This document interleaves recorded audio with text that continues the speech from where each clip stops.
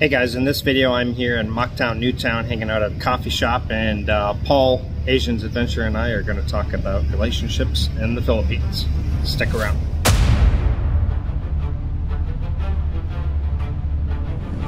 Well, hey Paul, welcome. I appreciate you joining me today here for some coffee. No problem. So, Paul, what do you think of the whole Mukbang New Town area?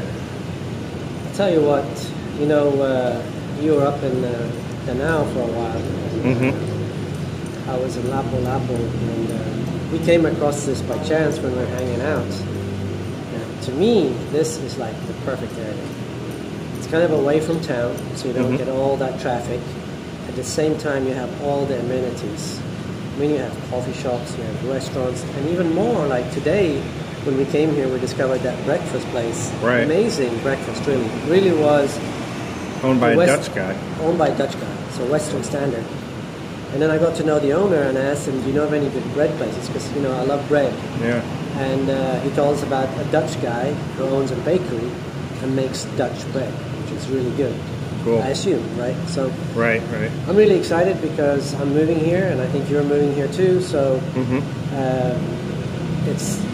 it takes a while to discover all these little treasures. Little restaurants that you don't know about, places that make bread, you know, shops that sell specialty kind of meats maybe. So after a while you discover all these places, but so far I'm really loving this place. You got the beach, you got a gym, you got a pool. I mean, what is the fast Wi-Fi? What is there not to love here? Game room. Game room, yeah. Now, if you were single, you're not, but if you were single, what do you think of this place as a place for dating? Or It's horrible. I would advise all Western guys, especially the good-looking guys, to stay away from here, okay? Just stay away. Don't come. Philippines, bad. Go to Vietnam, Malaysia. Joke. No, seriously, it's amazing. I mean, we've sat here at the coffee shop a couple of times, and the women that go past here, it's just, they're all 8, 9s, and 10s. I mean, it's amazing. Yeah. I mean, you'll see some fatties once in a while, but and they're so approachable. They are, you know, so like friendly. Today, we went had a coffee at Tom's first before we came out here, and we were walking by. I didn't notice it, but you told me some girl was blowing kisses towards me, right? Yeah. You don't even have to try. It's ridiculous. It's ridiculously easy. It's just. It is. But like I say, don't come here. So you've been in a relationship how long now? It's about a year and a half now. Year and a half. And in that time, have you picked up any tidbits of relationship advice that you would advise Westerners?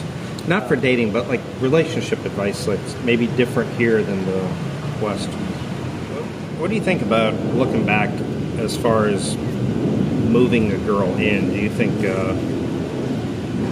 it's wise to move because I think a lot of Westerners move pretty fast because maybe they feel, a lot of guys will feel sorry for their circumstances. You know, they're living in a small boarding house, no aircon, no Netflix, no hot water, you know, no proper bathroom. And I think a lot of guys almost feel a little bit bad, and I think relationships kind of get rushed and they move them in quicker than normal. What do you think? I think so, and I don't blame people for that because we all have a heart. I mean, right.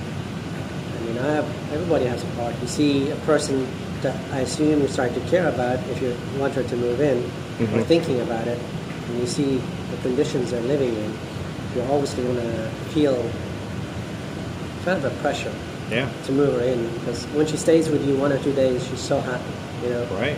She's got the aircon, the Wi-Fi, the good food, the Netflix, and so on and so on.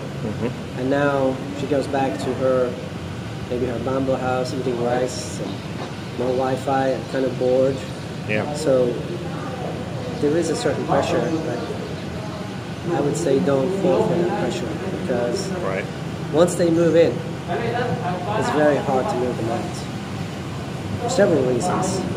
One is some of them just refuse to move out. 2 is because of your own feelings. Do you really want to put her back into where she was? If you have any heart or any care for that girl, even if you realize this relationship is not working, or you realize I want to be single, it's very hard. It's very hard to say to a person, you go back to your bamboo house and live there after they've lived with you, it's very easy to go up in standard. It's very hard to go back to where you were. Well, I think I had told you about my story when I had the girlfriend in Cebu City, and this was in a condo, and she refused to leave. We broke up, and she wrapped her arms around the bedpost and refused to leave, and I actually had to call security. And I think it's scary for a lot of them to give up all of that and then all of a sudden go back into we have acquaintances, which I won't mention the name, that lived here before, was basically dating, I would define as psycho. Right. And it's very, very hard for that person to get her out. Because once they're in, it's really unless you live in a condo with security and you can call security and all that.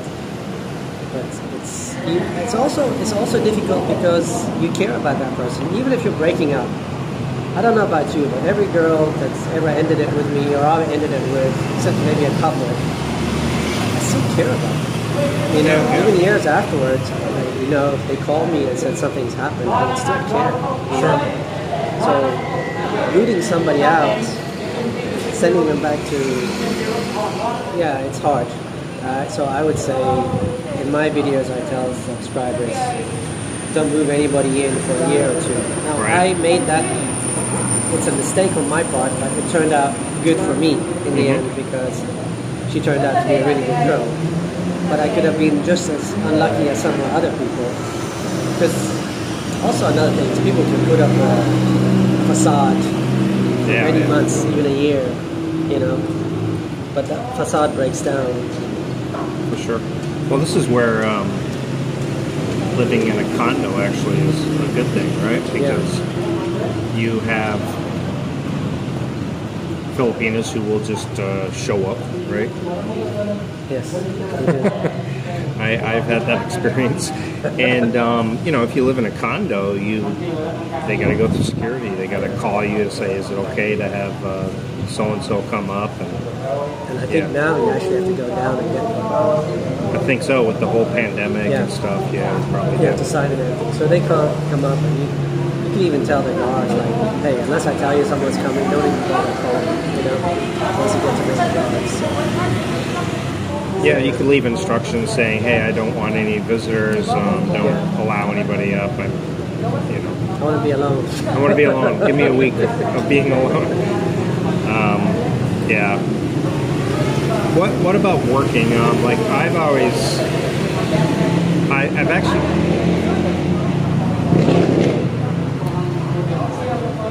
I've dated both girls who have worked and girls who don't work, and I find that girls that are working are just much better. They're not on their phone doing TikTok and doing social media, and not texting you every 5 minutes. Where are you? What are you doing? Things like that. What about in your experience? Well, I dated one girl that was working, and it was a lot easier because their minds are on their work. When they get home, like somebody who's alone and all they have to think about is you. Their mentality is, where is he? What is he doing? Can I call him now? They're constantly bugging you, texting. They never leave you alone because that's all that there is for them. You're their whole life. While somebody who's working, their life is their work, and maybe on the weekends or late at night they send you a message, or early in the morning they send you one message, and that's it. So if you're working like I do work, you do work, you want to be left alone. You want to be able to concentrate on what you're doing without your phone going off every 3 minutes. Right. So, And I talked to a girl recently who worked in a call center, and she has a group of friends that on the weekends and once a month or so that she goes out on a big group event, like going out hiking or... One time we decided to do video. It never fails. Yeah, it's funny. But she was telling me that she likes to go out on group outings to the beach, and so she's got like a group of friends, and she's working. And a girl like that is kind of ideal, because when you're not, Yeah, that's something also to consider. I think people who work tend to be more active because they tend to have a more social environment around them with other Filipinos that work, and they have more money, so they tend to go out and do things. Right. You know, so that's also something to consider. Yeah, they'll be more active, which is also good for you, because if you're dating someone who's working, they probably have Filipino friends, Filipina friends that go hiking, go to waterfalls, and if that's what you enjoy, you can kind of join them, you know, and the English is better, especially if it's one of those girls working at a call center that has been an OFW, even though that if she's been an OFW, that can have negative effects on her attitude. So girls that are working, kind of ideal. Yeah. Really, my big takeaway from the 2 years I've been here is actually the mistake I've seen people do. The biggest mistake is not taking it slowly. You don't say. Sorry, we've got some distractions here. Excuse me. Take two. Take two. Time out here. Yeah, but there is the biggest mistake I see is people not taking it slowly. Yeah. Whether it's moving in, whether it's getting married, whether it's long-term relationship, jumping into a relationship. Big mistake, meeting people at the airport and thinking she's the one without dating around. You know, Filipino girls, they like to do that. They like to meet you at the airport, lock you down for your entire visit. They want to lock you down because they know what's available here. They do. What did that girl at the coffee shop say at the breakfast place? She said, what was her words exactly? I can't remember exact words, but like, I know you guys have options, or I know you guys can see a lot of girls, or something like that. You remember? I can't remember her exact wording. You know, you foreigners have a lot of choices. You foreigners have a lot of choices, she said. That's exactly right. Now, it's very hard if you've never been here, or only been on 1 or 2 weeks vacation, to understand that concept. If you've been living in the West for 40 years and beat down by these feminists, it's a hard concept to understand. But once you've been here, it takes about 6 months a year for your behavior to adapt to this new environment. Yeah, I also tell people don't just get locked in and don't have them meet you at the airport. Meet them in a neutral location, like at a coffee shop later on. Yeah, because and if they start talking about moving in together,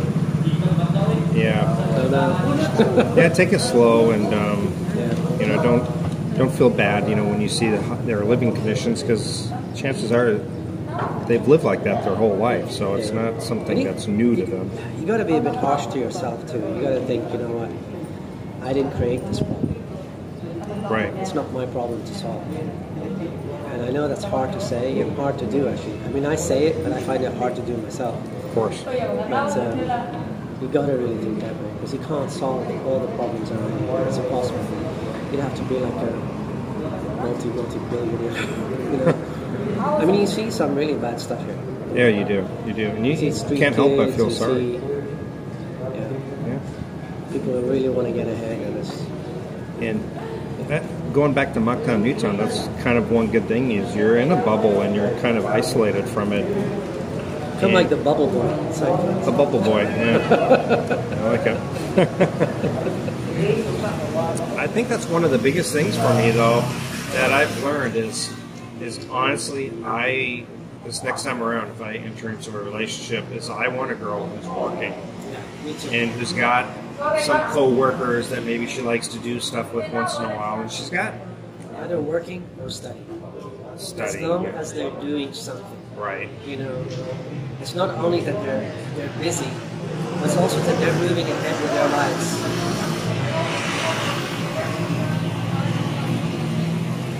It's also that they're moving ahead with their lives. They're bettering their own lives. Right. They're not just sitting at home doing TikTok or YouTube. Doing TikTok, and I think that's some red flags to look for is like a girl who has constantly posting all these TikTok videos, selfies, seeking 5,000 Facebook. Now, look at their Facebook. If they have like 1,000 white guys on there, foreigners on there, they're basically seeking attention. Commenting, oh, you're so beautiful. Oh, you're so beautiful, blah, blah, blah. Yeah. This guy who's been with you for 1 year doesn't marry you, he's an idiot, blah, blah, blah. Yeah, it's funny how that works, because in the West, nobody would ever tell anybody you're going to marry her, after like 6 months or a year. You've been with her for 6 months, you're not married? It'd be the opposite. People would say, well, you need to slow down. You've only known her for 6 months or for a year. Yeah. I think here it's really because we in the West have been taught that age relationships are a bad thing, Right. They say, oh, you're exploiting a girl, blah, blah, blah. It's so stupid. You just have to look back at history to understand what men want and what women want when things were more free. But today the social construct is different. So right. I don't know. Some of the Filipinos will say that. They'll say, oh, you just used me. And really, and honestly, it's probably more the opposite. I mean, they are getting the trips and better living. And, who's using who? Right. Exactly. It's a two-way I think in street. any relationship, using is a loaded word, but any relationship, you're getting something out of it, and she's getting something out of it as a female. Right. You're not in a relationship and you're getting out of it something. Something in that relationship is making you happy. It's the personality of that person. That person can provide for you. That person can take you on trips. For the guy, this girl is gorgeous. She makes him laugh. She cooks a dinner for him. She cleans his house. Everybody's getting something out of it. If you're not getting something out of it, why are you with her? Or why is she with you? Yeah, So, absolutely. So sum it up. If you were brand new, no relationship, came into the Philippines, what would be what you were looking for in a girl as far as? To be honest, if I could redo everything again, Yeah. I would stay single the first year. I would date around. Mm-hmm. I would take it slow, not move anybody in. And just the main thing is take it slow. Don't commit to anybody. Don't think that their problems are your problems. Right. Don't become financially bound to any person. Any person asking you for money, any woman asking you for money. Next, there's so many good women here. That's what you don't understand. You think this girl you're with, oh my God, she's everything. She's like everything you've ever dreamt of. There are a million other women just like that, Yeah. that are going to be even better for you. Don't think that one woman you talk to for 3 months is the best you can do. It probably actually isn't. To be honest, it probably isn't. You could probably do a lot better. Yeah. So I would date around for a year, get a feel for the Philippines, take it slow. Even don't settle down in one place. Rent a condo 3 months here, go 3 months there, 3 months there, 3 months there, move around, get a feel for the Philippines, get a feel for what you like. Yeah. Don't constrict yourself to one place or one woman or anything. Just go out and be adventurous. Yeah. And take it slow. Well, one thing that I see a lot of foreigners do that I think personally is a mistake is they start chatting with a girl and they get into a relationship and they determine where they're going to live in the Philippines based on where that girl they're chatting with. So if she lives in Bacolod, Negros, they end up moving and living in Bacolod, Negros. She lives in the middle of a town somewhere out of nowhere, no malls, no restaurants, no coffee shops. They move there. And I really think you should first kind of discover the Philippines, find out where you like, and trust me, there's going to be. Then you can get online and you can chat and say, hey, well, I live here. If you want it to work, you're going to have to either come here or you find a local girl. Honestly, that's one of the things I said. You have to set the frame of the relationship. It has to be what you want. Don't fall for this feminism crap. You have to do what the woman wants. Do what you want. If there's a woman that will make you where you want to live, what you want to do. If there's a woman that comes along and plays part into that, she's like the icing on the cake. Don't make her the whole cake. Just make her the icing on the cake. yeah. You can always put the icing on the cake. I always say I want to be a part of a girl's life. I don't want to be her whole life. I don't want her whole life centered around me. Yeah. Because then if it ends, they're completely devastated. Yeah, they really are. And if they've got a social network and they have Friends. and this place is normally so quiet, and the day we want to record, grab your never goes. This happens to me all the time. Always, I yeah. go to a place, and it's like, oh, it's so quiet here. Let's do it. Perfect. Let's start, and then all the noise starts. Yeah, exactly. It's like they're waiting. Yeah. It's just the way. It's just the way it works. It's the Philippines. It's okay. Well, I think that's probably a good note to end on. So, Paul, I appreciate your time. Oh, you're and, welcome. Good discussion. Yeah. Paul's Asian Adventure. You got it. Subscribe if you haven't already done so to Paul's channel. Hit the like, share, subscribe, all that jazz. See you guys next time. Bye.